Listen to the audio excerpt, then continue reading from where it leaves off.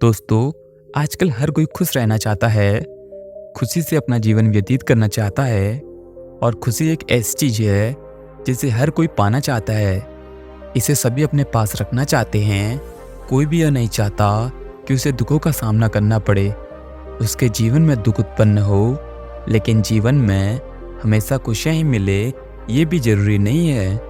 आपने देखा होगा कि जिसके पास धन दौलत है, शान शौकत है, वैभव है, वह भी किसी न किसी दुख को लेकर अवश्य चिंतित रहता है। उसके जीवन में भी विपरीत परिस्थितियां अवश्य आती हैं, लेकिन वह अपनी विपरीत परिस्थितियों का सामना करने में सक्षम होता है। लेकिन हम में से अधिकांश लोगों के जीवन में जब भी कोई दुख उत्पन्न होता है तो हम अपनी किस्मत को दोष देने लग जाते हैं। कहते हैं कि हे भगवान, आपने मेरे साथ ऐसा क्यों किया, मेरे जीवन में ही इतना दुख क्यों है, जबकि ऐसा नहीं है। आज की यह जो कहानी मैं आपको सुनाने जा रहा हूँ, इस कहानी के माध्यम से आप यह जान सकेंगे कि आपको खुश रहने के लिए क्या करना चाहिए। इस कहानी में हम ऐसी 7 बातों के बारे में बात करने वाले हैं जिससे आपको यह समझ में आएगा कि आप कहाँ पर क्या गलती कर रहे हैं, जिसके कारण आपके जीवन में दुख उत्पन्न हो रहे हैं। बहुत समय पहले की बात है, किसी नगर में एक युवक रहा करता था। वो युवक बहुत परेशान रहता था, बहुत चिंतित रहता था, क्योंकि उसे अपने दुखों से छुटकारा चाहिए था।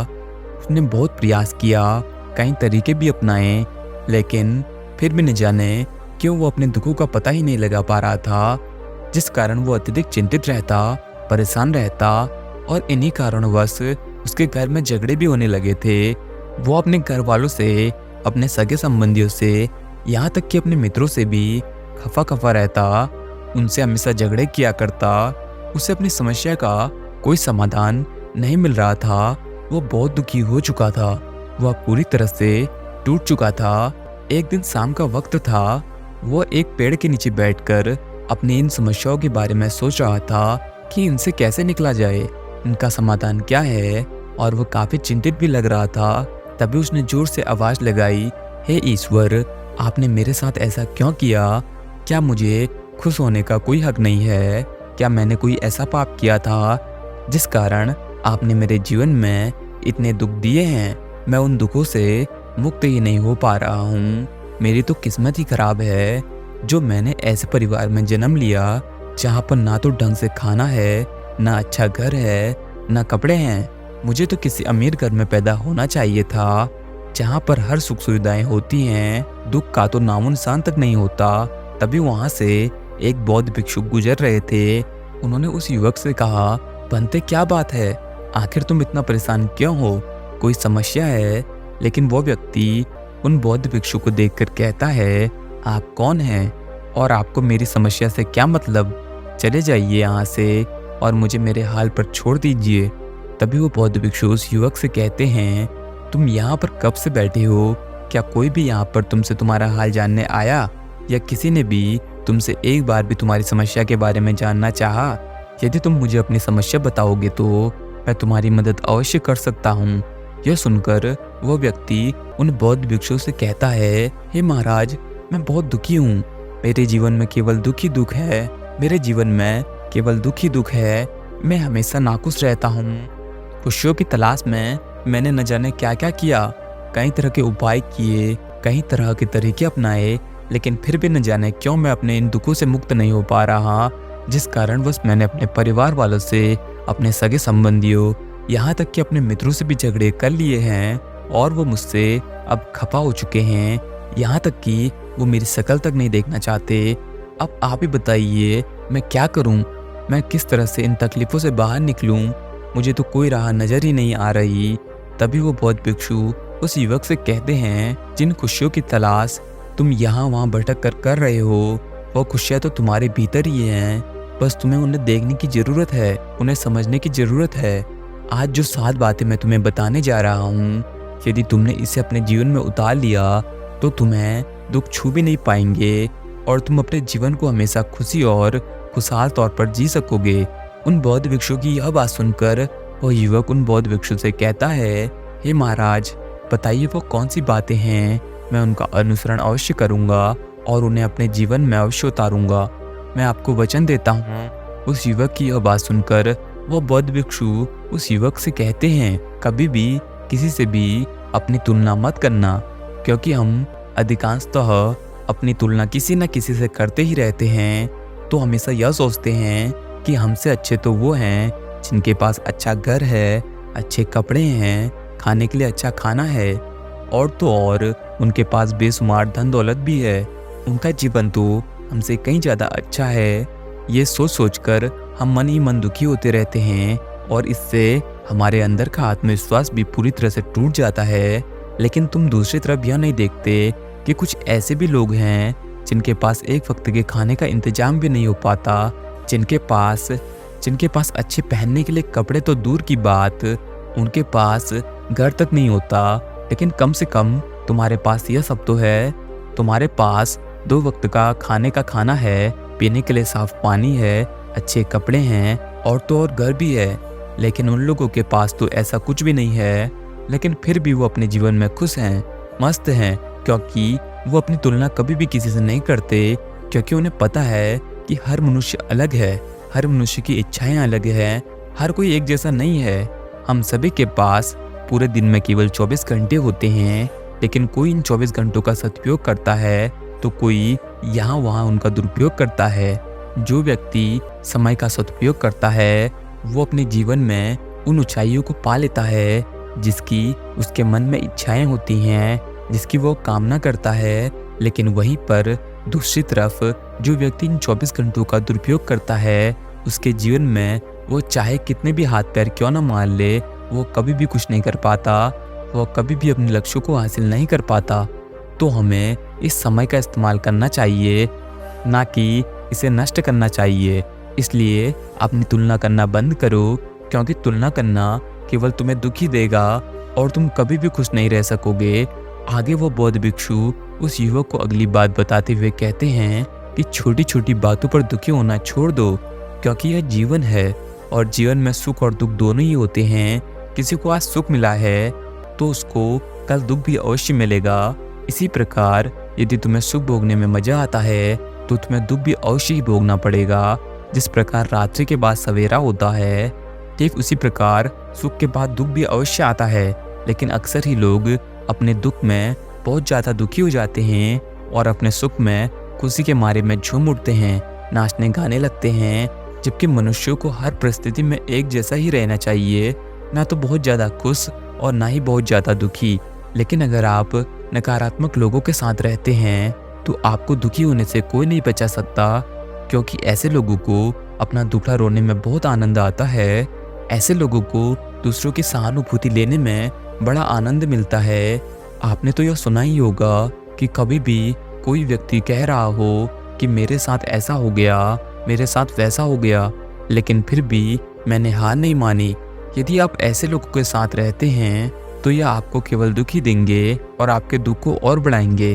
और यदि आप अपने दुख को लेकर उनके पास जाते हैं तो ऐसे लोग आपके दुख को कम करने की बजाय बल्कि और खुश होंगे, आपका मजाक बनाएंगे, जिस कारण आपके अंदर तनाव उत्पन्न होगा और आप और भी ज़्यादा दुखी रहने लगेंगे। इसलिए इन लोगों के साथ रहने से अच्छा है कि आप सकारात्मक लोगों के साथ रहें, जिनकी सोच सकारात्मक हो, क्योंकि अगर आप उनके साथ रहेंगे तो आप हमेशा खुश रह पाएंगे। क्योंकि ऐसे लोग किसी भी परिस्थिति में खुश रहना जानते हैं, किसी भी परिस्थिति में अच्छे विचार रखना जानते हैं। यदि तुम उनके सामने अपना दुख रखोगे तो वो तुम्हारे दुख को अवश्य ही कम कर देंगे, क्योंकि वो आपको हर परिस्थिति में से निकालने में सक्षम हैं।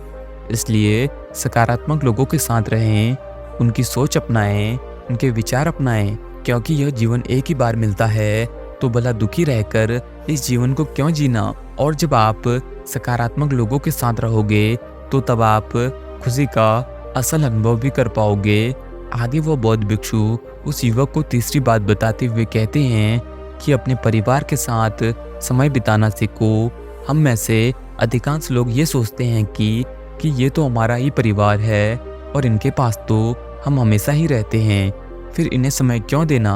और अक्सर ही लोग अपने ही परिवार के लोगों से नाराज हो जाते हैं, किसी न किसी बात को मन में रखकर उनसे दुखी रहते हैं और उनसे बात तक नहीं करते।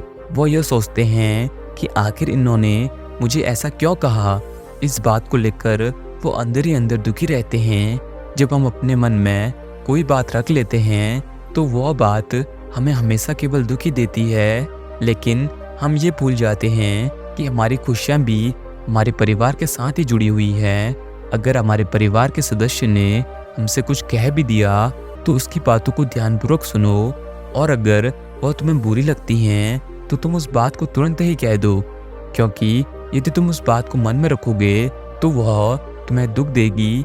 और यदि तुम उस बात को उस मनुष्य से कह देते हो, उस व्यक्ति से कह देते हो, तो हो सकता है कि भविष्य में वो आपसे दोबारा वैसी बातें ना कहें, और इससे आपका मन भी हल्का हो जाएगा और आप भी अपने मन के उस सुख दुख से आज़ाद हो जाएंगे। और जब उस इंसान को यह पता चल जाएगा कि आपको उसकी वो बात बुरी लगी है तो वो कभी भी आपसे वैसी बातें नहीं करेगा।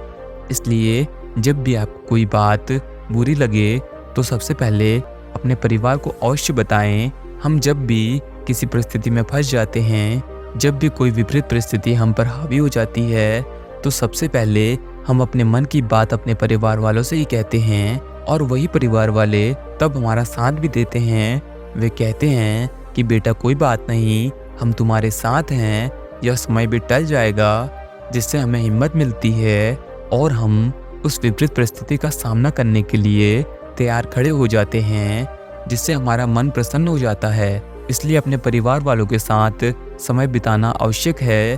उन्हें अपनी परेशानी बताइए, उनसे उनकी परेशानी पूछिए, जिससे आपके बीच में एक अच्छा संबंध पैदा होगा, और वही संबंध आपके और आपके परिवार के बीच में खुशियाँ पैदा करेगा। क्योंकि आप माने या न माने, हमारा परिवार ही हमारी खुशियों का सागर होता है, लेकिन हम न जाने क्यों उन खुशियों को बाहर ढूंढते रहते हैं और हमें कभी भी वो खुशियाँ नहीं मिल पाती, जिस कारण हम हमेशा दुखी रहते हैं कि हम खुश नहीं हैं, हमें हमेशा दुखी क्यों मिलता है। इसलिए अपने परिवार के साथ समय बिताएं, उनके साथ घूमने जाएं, एक साथ बैठकर खाना खाएं, जिससे हमारे बीच खुशियाँ बढ़ती हैं और हमारे बीच एक अच्छा संबंध भी पैदा होता है। इसलिए सदैव अपने परिवार के साथ समय अवश्य बिताएं। आगे बौद्ध भिक्षु उस युवक को अगली बात बताते हुए कहते हैं कि अपने आप को किसी न किसी काम में हमेशा व्यस्त रखो, जिससे तुम्हें दुखी होने का समय कभी नहीं मिल पाएगा। और इसके लिए तुम्हें अपने जीवन में कोई लक्ष्य निर्धारित करना होगा, और उस लक्ष्य को प्राप्त करने के लिए पूरी तत्परता के साथ, लगन और मेहनत के साथ उसे पाने का प्रयास करते रहना होगा। जब तक कि तुम उस लक्ष्य को प्राप्त न कर लो, तब तक तुम्हें उसका पीछा कभी नहीं छोड़ना है। लेकिन अधिकांश लोग यह करते हैं कि मुझे तो कुछ बड़ा पाना है, कुछ बड़ा करना है, लेकिन उसके लिए वो मेहनत नहीं करना चाहते, ना तो उसके लिए कोई कोशिश करना चाहते। वो उसके लिए बस एक बार ही प्रयास करते हैं, और अगर उसमें उनको सफलता मिल गई तब तो ठीक है, अन्यथा वो उस कार्य को बीच में ही छोड़ देते हैं और किसी और कार्य को करने के लिए उसके पीछे भागना शुरू कर देते हैं। लेकिन वो ये भूल जाते हैं कि जब उन्होंने पहला कार्य शुरू किया था तो उसे उन्हें शुरू से करना पड़ा था, और ठीक उसी प्रकार जब वो किसी और कार्य को करेंगे तो उसे भी उन्हें शून्य से ही शुरू करना होगा, जिसमें उनका पूरा समय चला जाएगा। और इसी प्रक्रिया को वे हमेशा दोहराते रहते हैं, जिस कारण वो अपने जीवन में कभी सफल नहीं हो पाते और फिर रोते हैं, गाते हैं कि हमने प्रयास तो बहुत किया था लेकिन हम सफल नहीं हो पाए, हमने मेहनत तो बहुत की थी लेकिन हमारी किस्मत ही खराब थी। लेकिन वो अपनी गलती पर कभी ध्यान नहीं देते। जब आप एक कार्य को छोड़कर भागकर दूसरे कार्य में लग जाओगे और इस कार्य को बार बार दोहराते रहोगे तो भला आप कैसे सफल हो सकते हो, जबकि आपको केवल एक कार्य पर डटे रहना चाहिए। लेकिन अधिकांश लोग जब एक लक्ष्य को प्राप्त नहीं कर पाते तो वो दूसरे लक्ष्य को पाने का प्रयास करने लग जाते हैं, और वह इसी तरह अपने जीवन भर केवल यहाँ से वहाँ भागते ही रहते हैं। जबकि हमें ऐसा नहीं करना चाहिए। हमें यह देखना चाहिए कि आखिर जो लक्ष्य हम प्राप्त करना चाहते थे उस राह में हमने क्या गलतियाँ की, क्योंकि यह अनुभव आपको आपके लक्ष्य तक पहुँचाने में आपकी मदद करेगा और आप दूसरी बार उन गलतियों को कभी नहीं दोहराएंगे। लेकिन अधिकांश लोग तो केवल एक ही बार प्रयास करते हैं और जब वो असफल हो जाते हैं तो वो मेहनत करना बंद कर देते हैं। लेकिन वो कभी भी इन गलतियों की तरफ ध्यान नहीं देते, वो कभी भी उन अनुभवों की तरफ ध्यान नहीं देते। लेकिन यदि आप किसी एक लक्ष्य को पूरी तरह से तत्पर होकर मेहनत और लगन के साथ कार्य करते हैं, अपनी गलतियों से सीखते हैं, तो आप अवश्य ही लक्ष्य को प्राप्त करेंगे। इसलिए अपने जीवन में एक लक्ष्य अवश्य बनाएं और उसके प्रति पूरी तत्परता के साथ कर्तव्यनिष्ठ रहें। उसके बाद आप खुद देख पाएंगे कि आप किस तरह से अपने लक्ष्य की ओर तेजी से बढ़ते चले जा रहे हैं और आपको कभी भी दुखी होने का समय तक नहीं मिलेगा। आगे बौद्ध भिक्षु उस युवक को अगली बात बताते हुए कहते हैं कि कभी भी किसी पर निर्भर मत रहो, हमें अपने कार्य को स्वयं ही करना चाहिए। लेकिन हम में से अधिकांश लोग यही गलती कर बैठते हैं कि वो अपने कार्य को किसी और पर सौंपकर खुश हो जाते हैं कि वह व्यक्ति हमारा कार्य अवश्य करेगा, लेकिन वो ये भूल जाते हैं कि कहीं उस व्यक्ति के पास समय है या नहीं, क्या वो व्यक्ति हमारा कार्य करेगा या नहीं करेगा। इस चिंता में भी उनका मन डूबा रहता है, जिस कारण ना तो वो अपना कार्य पूरा कर पाते हैं और ना ही वो दूसरा कार्य जिसके लिए उन्होंने इस कार्य को छोड़ा था। और जब आखिर में वो कार्य पूरा नहीं होता तो उन्हें बड़ा दुख होता है कि जिस व्यक्ति को हमने यह कार्य सौंपा उसने इस कार्य को पूरा नहीं किया। मान लीजिए कि हमने किसी व्यक्ति को अपना एक काम सौंपा है और उसके पास समय ही नहीं है, तो वह आपके उस कार्य को भला कैसे कर सकता है। और हमेशा अधिकांश लोग दूसरों पर ही निर्भर होते हैं। वो अपने किसी भी कार्य को दूसरों को सौंप कर खुश हो जाते हैं कि वो व्यक्ति हमारा काम अवश्य कर देगा। लेकिन यदि वो व्यक्ति उस कार्य को करने से मना कर देता है तो हमें बहुत दुख होता है। हमारे मन में तकलीफ उत्पन्न होती है कि उस व्यक्ति ने हमारा कार्य करने से मना कर दिया। इसलिए किसी पर निर्भर मत रहो। अगर आपको कोई कार्य करना है तो उसे स्वयं करो, क्योंकि हो सकता है कि आप उस व्यक्ति से और बेहतर तरीके से उस कार्य को कर सके। और हो सकता है कि आप अपने जीवन में कभी भी किसी कार्य को पहली बार करने जा रहे हो, तो इसके लिए आपको जानकारी की ज़रूरत पड़ेगी। तो आप किसी से पूछ सकते हैं, जानकारी हासिल कर सकते हैं, उसे अच्छे तरीके से सीख सकते हैं, जिससे आप उस कार्य को अवश्य ही कर पाएंगे। हो सकता है कि एक बार में ना सही, दोबारा में ना सही, लेकिन उस कार्य को आप जल्दी और बहुत अच्छे तरीके से अवश्य कर पाएंगे। और यदि आप वहीं पर दूसरों पर निर्भर रहते हैं तो क्या वो आपकी मदद हमेशा करेगा, या हो सकता है कि वो आपका मजाक भी बनाने लग जाए और लोगों के सामने आपकी बेइज्जती करने से भी पीछे ना हटे। लेकिन वहीं पर यदि आप खुद अपने कार्य को करते हैं, सीख कर या जानकारी लेकर, तो आपको कभी उस व्यक्ति पर निर्भर नहीं रहना पड़ेगा और आप जब चाहें तब आप अपने उस कार्य को पूरा कर सकते हैं, जिससे आपके मन में कभी भी दुख उत्पन्न नहीं होगा और आप हमेशा खुश रह सकते हैं। आगे वो बौद्ध भिक्षु उस युवक को अगली बात बताते हुए कहते हैं, छोटी छोटी बातों पर गुस्सा करना छोड़ दो, क्योंकि अधिकांशतः हम क्रोध में कुछ ऐसा कह जाते हैं जिस कारण बाद में हमें पछतावा होता है और हम उसे बाद में सही भी नहीं कर सकते, क्योंकि मुंह से निकला हुआ शब्द कभी वापस नहीं आता। इसलिए हमें अपने गुस्से पर काबू रखना चाहिए, उस पर नियंत्रण रखना चाहिए और गुस्से में कहने से हमेशा बचना चाहिए। हम हमेशा गुस्से में कुछ न कुछ ऐसे अपशब्द अवश्य कह देते हैं जिससे सामने वाले व्यक्ति को दुख होता है, उसे तकलीफ पहुंचती है। और जब हमारा मन शांत होता है, हमारा गुस्सा जब शांत हो जाता है, तब हमें उन बातों का एहसास होता है, लेकिन तब तक बहुत देर हो चुकी होती है। जिन पर हमने क्रोध किया होता है वो हमसे दूर जा चुके होते हैं। उनके मन में हमारे लिए कई तरह के विचार उत्पन्न हो जाते हैं और तब हमारे मन में पश्चाताप होता है। यदि हमने उस व्यक्ति से ऐसा ना कहा होता तो ज़्यादा अच्छा होता। वह व्यक्ति आज मुझसे नाराज़ नहीं होता, वह व्यक्ति मुझसे आज दूर नहीं जाता। यदि मैंने वह गलतियाँ ना की होती तो आज मैं भी उस व्यक्ति के साथ खुश रहता। इसलिए हमें अपने गुस्से पर हमेशा नियंत्रण रखना चाहिए, क्योंकि गुस्सा हमेशा हमसे गलत कार्य ही करवाता है, हमें अंदर से कमज़ोर बनाता है, हमारे अंदर तनाव उत्पन्न करता है और फिर हम हमेशा परेशान रहते हैं, दुखों से घिरे रहते हैं। हम हमेशा छोटी छोटी बातों पर क्रोधित होने लगते हैं कि हमारा यह कार्य क्यों नहीं हुआ, हमारा वह कार्य पूरा क्यों नहीं हुआ, लोग मुझे सम्मान नहीं देते, लोग मेरा आदर नहीं करते। लेकिन अगर हम चाहें तो प्यार से हर समस्या का समाधान कर सकते हैं।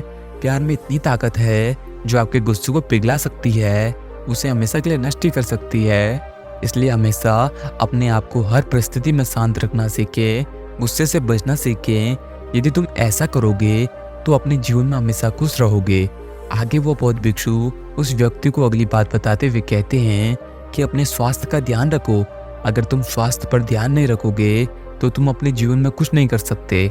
आज यदि किसी मनुष्य की तबीयत बिगड़ जाती है, उसकी सेहत खराब हो जाती है, तो वो अपने दिन भर में कुछ भी कार्य नहीं कर सकता, जिस कारण उसके मन में मलाल रहता है कि आज मेरा कार्य पूरा नहीं हुआ, इसे मुझे कल पूरा करना होगा और मेरे ऊपर यह एक बोझ है, जिस कारण उसके मन में भय उत्पन्न होने लगता है और उसकी तबीयत और भी ज़्यादा खराब होने लगती है। इसलिए हमेशा अपने स्वास्थ्य का ख्याल रखना चाहिए, अच्छा और स्वादिष्ट भोजन करना चाहिए जो हमें सीधा प्राकृतिक तौर पर प्रकृति से प्राप्त होता है। और मेरी एक बात हमेशा याद रखना कि हमें हमेशा भोजन नहीं करना चाहिए। भोजन करने के लिए सही और नियमित समय सारणी बना लो और उसके अनुसार ही भोजन करो। और ऐसा भी नहीं है कि केवल स्वाद के चक्कर में हम ऐसा भोजन कर रहे हैं जिससे हमें कोई ऊर्जा न मिले।